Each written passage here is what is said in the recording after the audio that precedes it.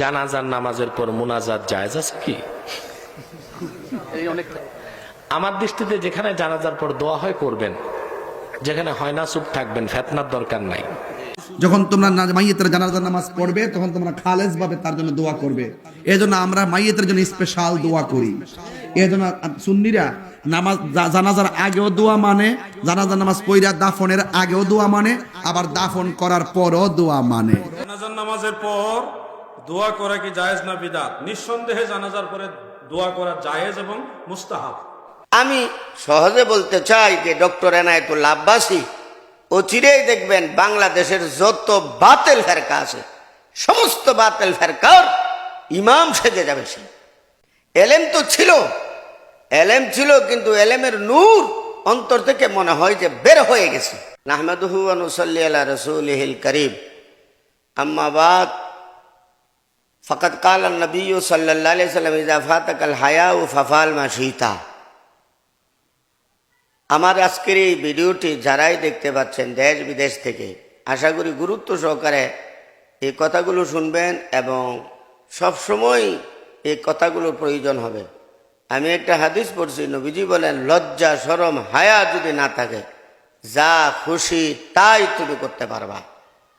এখানে বিষয়টা হলো যাদের মাথা থেকে নিয়ে পা পর্যন্ত বেদা শিরিকে ভর্তি, তাদের মুখ দিয়ে আবার আহলে সুন্নতল জামাত মুড়া কইরা মুখটা বইরা আহলে সুন্নতল জামাত দাবি করাটা এর চেয়ে বড় নির্লজ্জতা আর হতেই পারে না।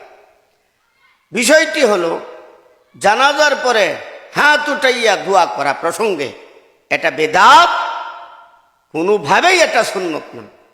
কারণ নবীর থেকে প্রমাণিত নয়, সাহাবাই কেরামগণ থেকে প্রমাণিত নয়, আইম্মায়ে মুস্তাহিদগণ থেকেও প্রমাণিত নয়। এরপরেও ফেকার কিতাবে 14টা ফেকার কিতাবে, আমি কিতাবগুলো দেখাইব, যদিও একটু লম্বা হয়ে যায়, ধৈর্য সহকারে আপনারা শুনলে আশা করি উপকার হবে। সবগুলো ফেকার কিতাবের মধ্যে বেদাত বলছেন, মুকরু বলছেন, এই সবগুলো এরা চশমপুষি করে, মানে দেখা না দেখার ভান ধরে, এরপরে আবার নিজেরা শয়তান্না যুক্তি দিয়া এটাকে প্রমাণ বা মুস্তাহাব প্রমাণ করার অপচেষ্টা করছি।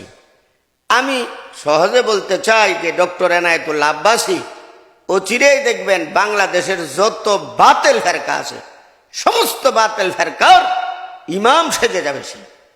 এলেম তো ছিল, এলেম ছিল, কিন্তু এলেমের নূর অন্তর থেকে মনে হয় যে বের হয়ে গেছে।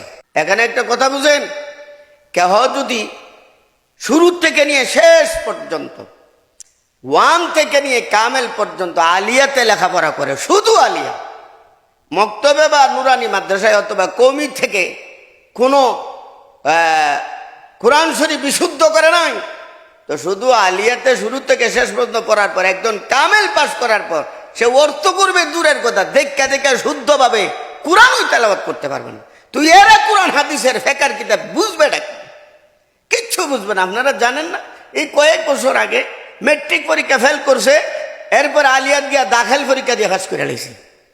যে ব্যক্তিটা, যে ছাত্রটা মেট্রিকে ফেল, কিন্তু আলিয়া মাদ্রাসাত গিয়া সে কি করছে, পাস করে লে। হইল তাদের অবস্থা। এখন আসেন, আপনারা ভিডিওতে দেখছেন যে আলাউদ্দিন জাহাদি, এরপর হলো স্বঘোষিত মুফতি গিয়াসউদ্দিন তাহেরি এবং এনায়েতুল্লাহ আব্বাসী, তিনও বুজুর্গরে দেখা গেছে তিনজন এই জায়গার মধ্যে জানাজার পরে দুয়ার ব্যাপারে খুব চিল্লাচিল্লি করছে। এবং তাহেরি সাহেব তো বলছেন একটা দলিল দেখাও। তাহেরি সাহেব শুনো, একটা দলিল দেখাইব না, 14টা দলিল দেখাইব, 14টা। যাই হোক, এখন মূল কথার মধ্যে আছেন। রাসূল সাল্লাল্লাহু আলাইহি সাল্লাম বলেন, কালা নবী সাল্লাল্লাহু আলাইহি সাল্লাম, ইজা সাল্লাইতুম আলাল মাইয়িতি ফাখলিসু লাহু দুআ, যখন তোমরা মৃত ব্যক্তির জানাজা পড়বা ইখলাসের সহিত তার জন্য দোয়া করো। এর মধ্যে এরা একটু কারচুপি করে কয়, ইজা সাল্লাইতুম আলাল মাইয়িতি, শর্ত জায়গা কয়া যখন নামাজ পড়া শেষ হবে তখন দোয়ার কথা বলছে। দলিল কি জানেন? ইজা হালালতুম ফাস্তাদু ফাইজা কুদিয়াতিস সালাতু ফান্তাশিরু ফিল আরদ। এখানে বলতেছে যখন হালাল হয়ে যাবা তখন স্বীকার করবা, আর নামাজ যখন শেষ হয়ে যাবে তখন রিজিকের জন্য ছড়িয়ে যাবা। এখানে তো নামাজ শেষ হওয়ার কথা বলা হয়েছে। নামাজ শেষ হওয়ার পরে এই টানার ঘরের কারণে অন্য আর একটা আয়াতের দিকে খেয়াল করে না। ওখানে যে বলছে ওয়াইদা কুরিয়াল কুরআনু ফাসতামিউ লাহু ওয়া আনসিতু, যখন কোরআন তেলাওয়াত করা হবে, ইজা কুরিয়া, ইজা ইজা শর্ত আসছে, ইজা কুরিয়াল কুরআনু ফাসতামিউ লাহু ওয়া আনসিতু, যখন কোরআন তেলাওয়াত করা হবে তখন তোমরা মনোযোগ সহকারে শুনবা এবং চুপ থাকবা। আমি বলতে চাই, এখানে বলেন তো কোরআন শরীফ তেলাওয়াত শেষ হওয়ার পরে চুপ থাকবো আর শেষ হওয়ার পরে কি মনোযোগ সহকারে শুনবো, না কোরআন শরীফ চলাকালীন পড়া চলাকালীন? চলাকালীন, এখানে চলাকালীনের কথা বলা হয়েছে। যাই হোক, যে অপব্যাখ্যা করাটা তাদের আদর্শে পরিণত হয়ে গেছে, অপব্যাখ্যা করা। মেরকাত মোল্লা আলী কারি রহমতুল্লাহ আলাইহির কিতাব, হানাফি মাযহাবের ভাষ্যকার, সবাই দলিল দেয়, সবাই দলিল দেয়, সবাই এটা মানে, কিন্তু জানাজার পরে দুয়ার ক্ষেত্রে এই কিতাব তারা মানে না। মন মত হইলে মানে, মন মত হইলে মানে না। এখন আমি আপনাদের সামনে শুধু দলিলগুলো দিচ্ছি, শুনো। এখানে যে বলছে ফাখলিসু লাহু দুয়া, যখন তোমরা নামাজ জানাজার নামাজ পড়বা, কারো জানাজার নামাজ পড়বা, এর অর্থ কি জানাজার নামাজ পড়ার পরে দুয়ার কথা বলছে? কেহ ইজা সাল্লাইতুম আমদা মাজি বামানা মুজারে চান্দেজা আত্মাজি বরমুজারে দরমুকামে ইবতেদা বাদে মৌসুলোনে দাউ লফজ হাইসু কুল্লামা দরজা যাও শর্ত আথো হার দুবাসার দরদুয়া। অনেক জায়গার মধ্যে মাজি মুজারের অর্থে ব্যবহৃত হয়, এখানে মুজারের অর্থে ব্যবহৃত হচ্ছে। ইজা সাল্লাইতুম আলাল মাইতি, যখন তোমরা কোনো মৃত ব্যক্তির জানাজা নামাজ পড়বা। একটা উদাহরণ দিচ্ছি, কেউ যদি ছেলের বলে বাবা রুটটা পার হওয়ার সময় ডানে বামে দেখবা, এর অর্থ কি রুটটা পার হওয়ার সময় ডানে বামে দেখবা, এর অর্থটা কি পার হওয়ার পরে ডানে বামে দেখবে না, পার হওয়ার সময় যখন সে পার হচ্ছে তখন দেখতে হবে। ঠিক তেমনি ভাবে ইজা সাল্লাইতুম, যখন তোমরা নামাজ পড়বা আলাল মাইয়িতি, মৃত ব্যক্তির উপর নামাজ পড়াকালীন ফাখলিজু লাহু দুয়া, তখন তুমি কি করবা? ইখলাসের সাথে দোয়া করবা। এই যে ইখলাসের সাথে দোয়া করবা, হাজার শত শত বছর হাজার বছর পূর্বে সবচেয়ে বেশি হাদিস বিশারদ, হাদিসের ব্যাখ্যা বিশ্লেষণ যারা করছেন, এর মধ্যে দুইজন সুপ্রসিদ্ধ, একজন হযরত হাফেজ ইবনে হাজার আসকালানি, নাম্বার 2 মোল্লা আলী কারি মেরকাত। এই দুজনে কি কইতাছে এখানে দেখো। মোল্লা আলী কারি মেরকাত কিতাবে লেখেন, মানাহু ইজালু দুয়া খালিসান লাহু ফিল কাল, নবী যে বলছেন যে ইখলাসের সাথে দোয়া করো, এটা হলো ইজালু দুয়া, তোমরা দোয়া করো খালিসান, বিশেষ করে খালিসান লাহু ফিল কাল, আন্তরিকভাবে অন্তরে অন্তরে দোয়া করবার কথা বলছে। নাম এটা মেরকাত কিতাব 4 নম্বর খণ্ড 59 নম্বর পৃষ্ঠা। নাম্বার 2 ইবনে হাজার আসকালানি কি বলতেছেন, কালা ইবনে হাজার আদ-দুআউ লিল মাইয়িতি বিখুসুসিহি, বিশেষভাবে মাইয়িতের জন্য দোয়া করার অর্থটা হলো তা বাদা তাকবীরাতি সালিসাতি, তৃতীয় তাকবীরের পরে, চতুর্থ তাকবীরের আগে, তৃতীয় তাকবীরের পরে আমরা কি করি? আল্লাহুম্মা গফির হাইয়িনা ওয়া মাইয়িতিনা, এই দোয়ার কথা বলছি। এটারে নিয়ে বেদাতীরা সালামের পরে এড করে দিছে, অথচ সাহাবাই কেরামের যুগে স্বয়ং নবী সালাম ফিরানোর পর কোন দোয়া করছেন প্রমাণিত নয়।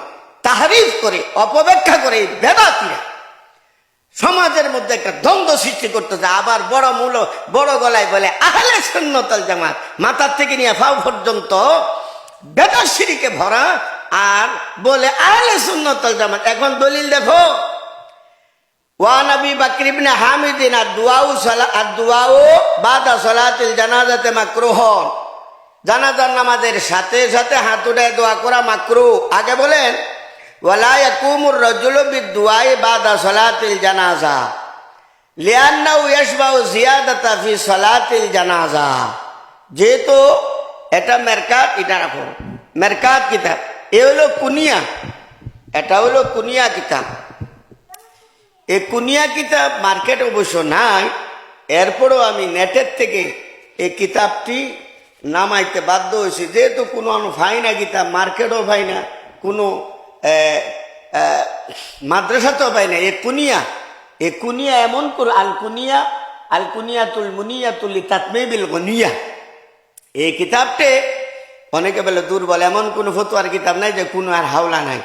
আর কুনিয়া কিতাব এককভাবে যদি দেওয়া হয় তাহলে দুর্বল বলতে পারবো, তার সহায়ক যদি অনেকটা থাকে তাহলে দুর্বল বলার কোনো সুযোগ নাই। কুনিয়া কিতাবের 56 নম্বর পৃষ্ঠায় এই দুইটা কথা আসছে যে জানাজার সাথে সাথে দোয়া করা মাকরুহ। কেন? 2 নম্বর, জানাজার সাথে সাথে দোয়ার জন্য দাঁড়ানো যাবে না। কেন? জানাজার নামাজে একটা দোয়া বৃদ্ধি করা হচ্ছে, নবীর জানাজার উপর একটা আমলকে বৃদ্ধি করা হচ্ছে, এই কারণে করা যাবে না। নাম্বার 2, হিসাব রাখেন কয়টা দলিল দিতেছি। লা ইয়াকুমু বিদুআই ফি কিরাআতিল কুরআনি লিআজিল মাইয়িতি বাদা সালাতিল জানাজাতি ওয়া ক্বাবলাহা। এই খুলাসাতুল ফাতাওয়া 1 নম্বর খণ্ড 225 নম্বর পৃষ্ঠা। এখানে উনি কি বলেন যে লা ইয়াকুমু বিদুআই ফি কিরাআতিল কুরআনি লিআজিলিল মাইয়িতি বাদা সালাতিল জানাজাতি ওয়া ক্বাবলাহা। জানাজার নামাজের আগেও করা যাবে না, জানাজার নামাজের পরেও দোয়া করা যাবে না।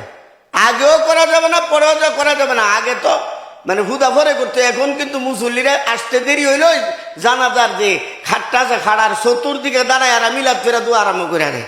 এই জন্য শত শত বছর আগে, 1000 বছর আগে খুলাসাতুল ফাতওয়ায় উল্লেখ করে গেছে যে আগেও করা যাবে না, পরেও করা যাবে না। নাম্বার 3, ফতোয়ায়ে সিরাজিয়া 23 নম্বর পৃষ্ঠা। ইজা ফারাগা মিনাস সালাতি লা ইয়াকুমু বিদুআ।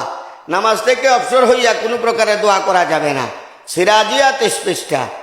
নাম্বার 4, বাজ্জাজিয়া। এ বাজ্জাজিয়া ফতোয়ায়ে বাজ্জাজিয়া, এই বাজ্জাজিয়া কিতাবে 1ম খণ্ড 53 পৃষ্ঠা উনি লেখেন লা ইয়াকুমু বিদুআ বাদা সালাতিল জানাজাতি লিআন্নাহু দাআ মাররাতান লিআন্না আকসারাহা দুআউন। জানাজার সাথে সাথে দোয়া করা যাবে না, কেননা দোয়া তো একবার ভিতরে করছেই বাজ্জাজিয়া। এরপরে জামিউর রুমুস, এই যে জামিউর রুমুস কিতাব, এই জামিউর রুমুস কিতাবের মধ্যে আছে লা ইয়াকুমু দাইয়ান লাহু। জানাজার নামাজের পর দাঁড়াইয়া তার জন্য দোয়া করা যাবে না। হ্যাঁ, এরপরে বাহরুর রায়েক, আমাদের যে প্রসিদ্ধ কিতাব বাহরুর রায়েকে 2 নম্বর খণ্ড 183 পৃষ্ঠা। ওয়ালা ইয়াদু বাদা তাসলিম। সালামের পরে কোনো প্রকারে জানাজার নামাজ কি করা যাবে? জানাজার নামাজের পরে দোয়া করা যাবে না। মুহিত বাবুল জানায়েস এতে আছে ইন্না দুআ বাদা সালাতিল জানাজাতে মাকরুহুন। জানাজার নামাজের সাথে সাথে দোয়া করা মাকরুহ। এরপরে এই যে তাতারখানিয়া কেন আসিনে, এই তাতারখানিয়া কিতাবের 1ম খণ্ড 620 নম্বর পৃষ্ঠা। ওয়ালা ইউকাব্বিরু বাদা সালাতিল জানাজা। জানাজা নামাজের শেষে আল্লাহু আকবার জোরে জোরে যে বলে আল্লাহু আকবার বলা যাবে না, জোরে জোরে আস্তে আস্তে পড়ো। ওয়ালা ইয়াকুমু রাজুলু বিদুআই বাদা সালাতিল জানাজা। এবং জানাজার পরে দুয়ার জন্য দাঁড়াইতে পারবে না। তাতারখানিয়া 1ম খণ্ড 620 নম্বর পৃষ্ঠা। এরপরে আরো কতগুলো দলিল আমি দিচ্ছি। এই যে মেরকাত, এই যে সবচেয়ে গুরুত্বপূর্ণ যে বিষয়টা, এটা হলো মেরকাত। সারা দুনিয়ার সমস্ত উলামায়ে কেরাম জানে এই মেরকাত কিতাবে 4 নম্বর খণ্ড 64 নম্বর পৃষ্ঠা পরিষ্কার উল্লেখ করছেন যে ওয়ালা ইয়াদুলিল মাইয়িত বাদা সালাতিল জানাজা লিআন্নাহু ইয়াশবাউ জিয়াদাতা ফি সালাতিল জানাজা। জানাজার নামাজের পরে দোয়া করা যাবে না। কেন? করলে নবীর জানাজার উপর একটা বিষয়কে অতিরিক্ত করা হচ্ছে বলে গণ্য করা হবে। তো কয়টা দলিল দেওয়া হয়েছে। এরপরে আরো দলিল যেহেতু অনেক লম্বা হয়ে যাবে। বাদা ইস্তাদা নামানাত বরাই দুয়া ফতোয়ায়ে বারহিনা। জানাজার পরে কি করা যাবে না? দোয়ার জন্য দাঁড়ানো যাবে না। 36 পৃষ্ঠা। দুয়া না খানা ও ফতোয়া বারি কোলাস্ট মাজমায়ে খানিয়া 349 পৃষ্ঠা। পরিষ্কার ফতোয়ার কথা বলছে, দুয়া না খানা, দোয়া করা যাবে না। ও ফতোয়া বাড়ি কোলাস, এই কথার উপরে ফতোয়া। এবারে 11 নম্বরে दुआ करने बाद नमाज जनाजा खाली अज कराहत नीस जीरा के अक्सर फुकाहा बवजे ज्यादा बुदन बोरामरे मसून मनामी कुनान फतोয়া সাদিয়া জানাজার পরে দোয়া করা যাবে না। কেন? অতিরিক্ত হওয়ার কারণে অনেক ফুকায়ে কেরাম নিষেধ করেছেন। 12 নম্বর বাদে নামাজা জানাজা কে দোয়া करना मकरूह है। জানাজা নামাজের সাথে সাথে দোয়া করা মাকরুহ নফল মুফতি ওয়া সাহির। এই জন্য যারা এখনো এক যেমন এনায়েতুল্লাহ আব্বাসী সাহেব এ বলছে যেখানে দোয়া হবে সেখানে দোয়া করো, যেখানে দোয়া হবে না সেখানে দোয়া করো না। এতে আমি একটা কথা বলি, খচ্চর বুঝেননি আপনারা? খচ্চর গুড়া গুড়া বাচ্চা হইলে এটা হইলো গুড়া, গাদা গাদা বাচ্চা হইলে গাদার গাদি বাচ্চা হইলে এটা রেখো গাদা। মাঝে মাঝে গুড়া গিয়া গাদির উপর উঠা থাকা তাহলে বাচ্চা হইলে এটা রেখো খচ্চর। এনায়েতুল্লাহ আব্বাসী এই ব্যাপারে খচ্চরের ভূমিকা পালন করছে। যেখানে দোয়া হবে সেখানে করবা, যেখানে দোয়া নাই সেখানে করবা না। এটা কি তোমার তামাশা ভাইছ কিনে? মামুর বাড়ির সম্পত্তি ভাইছ? এতগুলো ফতোয়ার কিতাবের মধ্যে নিষেধ বলা হয়েছে, মাকরুহ বলা হয়েছে। এবং রাসূল সাল্লাল্লাহু আলাইহি সাল্লামের জিন্দেগিতে লক্ষাধিক সাহাবায়ে কেরামের মধ্যে, আইম্মায়ে মুজতাহিদিনে কেরামের মধ্যে কোনো একজনে জানাজার সাথে সাথে সালাম ফিরে হাত উঠায়া সম্মিলিতভাবে দোয়া করে নাই। আর তুমি এখানে মুস্তাহিদ হইয়া যেখানে হবে করবা, যেখানে করে না সেখানে করবা না, এমন ফিসরা কথা বললে চলবে না। সার কথা হলো জানাজার সাথে সাথে দোয়া করা বেদাত, মাকরুহ। এর থেকে আমাদের বিরত থাকতে হবে। আসসালামু আলাইকুম।